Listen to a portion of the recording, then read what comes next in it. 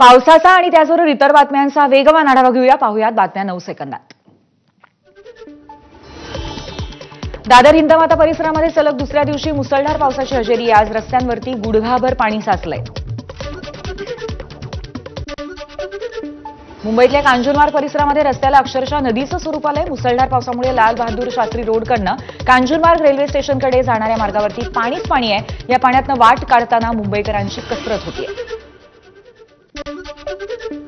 मुसळधार पावसामुळे मुंबईतल्या जोगेश्वरी परिसरातल्या वीरा देसाई रोडवरती पुन्हा पाणी साचलंय आणि मार्गावरती 3 ते 4 फूट पाणी आहे. वाहतुकीला फटका बसलाय. वीरा देसाई रोड परिसरामध्ये इमारतीमध्ये पाणी शिरलंय. मुंबईच्या JVLR परिसरामध्ये गांधीनगर जंक्शन परिसरात पाणी साचलंय.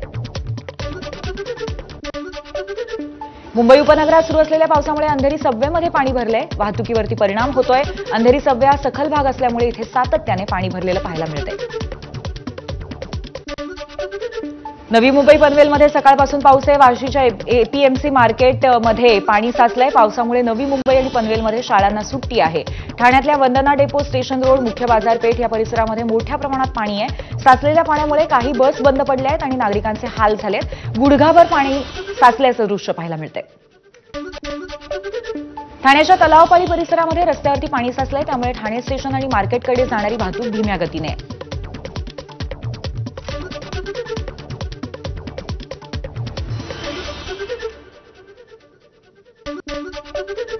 मुंबईच्या घाटकोपर ते दादर दरम्यान रेल्वे रुळावरती पाणी आहे. रुळावरती पाणी साचल्यामुळे मध्य रेल्वेचा वाहतुकीचा वेग मंदावलेला आहे. मध्य रेल्वेची वाहतूक तब्बल 30 ते 40 मिनिटं उशिराने सुरू असल्यामुळे प्रवाशांचा खोळंबा. सकाळी कामावरती जाण्याच्या वेळेवरच लोकल उशिराने सुरू असल्यामुळे कामावर जाणाऱ्यांना मनस्ताप. सलग दुसऱ्या दिवशी ठाणे जिल्ह्याला पावसाने झोडपून काढलंय. या पावसामुळे माजीवाडा परिसरामध्ये मोठी वाहतूक कोंडी झाली आहे. अवजड वाहनांमुळे तसंच सतत कोसळणाऱ्या पावसामुळे महामार्गावरती वाहनांच्या लांबच लांब रांगा आहेत.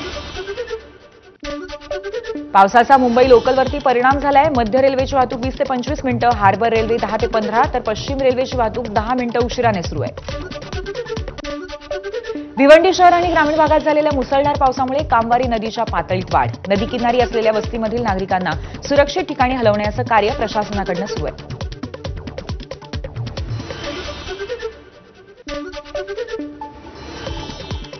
वसई विरारमध्ये सलग चौथ्या दिवशी मुसळधार पाऊस. वसई विरारमधील सखल भागामध्ये पाणी साचलंय. शहरी भागाबरोबरच ग्रामीण भागातही रस्ते जलमय झाले. मुसळधार पावसामुळे मीरा भाईंदरच्या इंद्रलोक परिसरामध्ये झाड कोसळले. सुदैवाने कोणती जीवित आणि वित्त हानी नाही. मात्र झाड पडल्यामुळे परिसरातील मार्ग काही काळ बंद. राज्यभरामध्ये पावसाचा हाहाकार. मुंबईसह ठाणे, भिवंडी, मीरा भाईंदर, पालघर, कल्याण, डोंबिवली, नवी मुंबई भागात आजही शाळांना सुट्टी. पावसाचा रेड अलर्ट असल्यामुळे खबरदारीच्या सूचना. रत्नागिरी, रायगडमध्ये याच पावसामुळे शाळांना सुट्टी. तर बुलढाण्यातील चिखली आणि मेहकर तालुक्यामध्ये पावसाचा कहर सुरू असल्यामुळे या 2 तालुक्यातल्या शाळांना आज सुट्टी. मुंबईत झालेल्या मुसळधार पावसामुळे आजपासून होणाऱ्या मुंबई विद्यापीठाच्या सर्व परीक्षा पुढे ढकलल्या आहेत. सुधारित वेळापत्रकानुसार आज होणारी परीक्षा आता 23 ऑगस्टला होणार आहे. मुंबई, ठाणे, पालघर आणि रायगडमध्ये रेड अलर्ट जारी. तर नाशिक, पुणे आणि साताऱ्यातील घाट परिसरामध्ये सुद्धा अतिवृष्टीचा इशारा. सोबतच मराठवाडा आणि विदर्भात सुद्धा विजांच्या कडकडाटासह पावसाचा अंदाज. सिंधुदुर्गमधील कर्ली नदीच्या उगमाजवळील 3 ते 4 पूल पाण्याखाली. सिंधुदुर्ग जिल्ह्याला ऑरेंज अलर्ट. विजयदुर्ग ते तेरेखोलपर्यंत उंच लाटांचा इशारा. 3.5 ते 3.7 मीटर उंच लाटांचा इशारा आहे. आज राज्य मंत्रिमंडळाची महत्त्वाची बैठक आहे. मागच्या काही दिवसांपासून सुरू असलेल्या पावसामुळे शेतकऱ्यांचं मोठं नुकसान झालंय. अशातच मंत्रिमंडळाच्या बैठकीमध्ये मदतीबाबत घोषणा होणार का याकडे लक्ष. रायगडच्या माणगाव तालुक्यातील एका आदिवासी वाडीमध्ये पुराचं पाणी अडकून पडलेल्या 8 नागरिकांपैकी 4 जणांना सुरक्षित स्थळी रेस्क्यू करण्यात आलंय. रायगडच्या माणगावमधील खानदाड आदिवासी वाडीमध्ये पुरात अडकलेल्यांचं रेस्क्यू मिशन. SDRSSच्या रेस्क्यू टीमने 15 नागरिकांना पहाटे 3 वाजेपर्यंत रेस्क्यू करून सुरक्षित स्थळी बाहेर काढले. रत्नागिरीतल्या कोदवली आणि अर्जुना नदीला पूर. राजापूर शहरातील जवाहर चौकामध्ये पाणी साचलंय. रस्त्याला नदीचं स्वरूप आलंय. रत्नागिरीच्या चिपळूणमधल्या जुना बाजारपूर परिसरामध्ये बाजारपूर परिसर हा जलमय झालाय.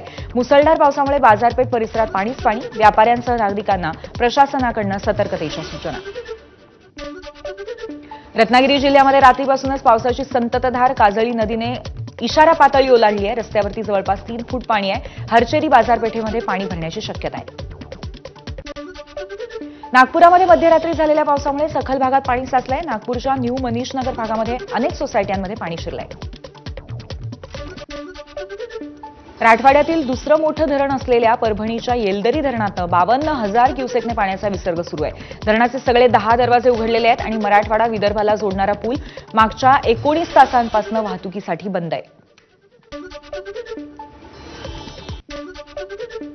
चांदोली धरणातनं वारणा नदीत करण्यात येणारा विसर्ग वाढवलाय. चांदोली धरणाच्या पाणलोट क्षेत्रामध्ये होत असलेल्या अतिवृष्टीमुळे धरण भरत असल्यामुळे वारणा नदीमध्ये विसर्ग वाढवण्यात आलाय.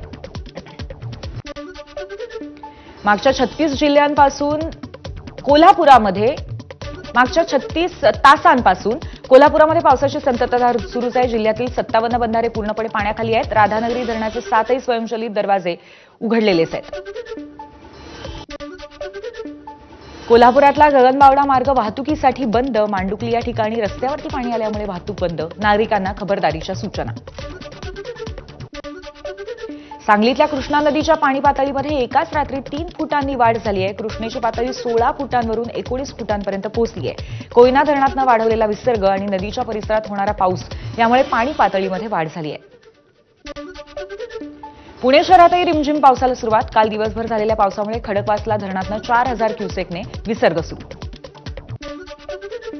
पावसामुळे बारामतीच्या नीर खोऱ्यातील प्रमुख धरणांच्या पाणी साठ्यात वाढ. वीर धरणामधून नीरा नदीपात्रामध्ये मोठ्या प्रमाणात पाण्याचा विसर्ग सुरू आहे. नांदेडमधल्या असणाळ गावामध्ये झालेल्या ढगफुटीनंतर मदत कार्यासाठी सैन्याला पाचारण. मध्यरात्री झालेल्या ढगफुटी सदृश पावसात या गावातली 5 लोक वाहून गेली. आतापर्यंत 3घांचे मृतदेह हाती लागले. वाशिमच्या मालेगाव तालुक्यातील कवरदरी गावातील पाझर तलाव फुटला. गेल्या 4 दिवसांपासून सुरू असलेल्या पावसामुळे आणि देखभाल दुरुस्ती नसल्यामुळे तलाव फुटला. काही प्रमाणात शेतीचं नुकसान झालंय. गेल्या 2 दिवसांपासून बीड जिल्ह्यात सुरू असलेल्या पावसामुळे शेतकरी हवालदिल. माजल गावामध्ये अतिवृष्टीमुळे अक्षरशः शेतीला तळ्याचं स्वरूप आलंय आणि सोयाबीन पिकाचं नुकसान झालंय. मुसळधार पावसामुळे धाराशिवच्या परांडा तालुक्यामध्ये कांदा पिकाचं नुकसान. विश्वरूपा नदीच्या पाण्यामुळे कांदा पिकासह जमीन वाहून गेली आहे आणि तात्काळ पंचनामे करून नुकसानीची भरपाई द्यावी अशी शेतकऱ्यांची मागणी आहे.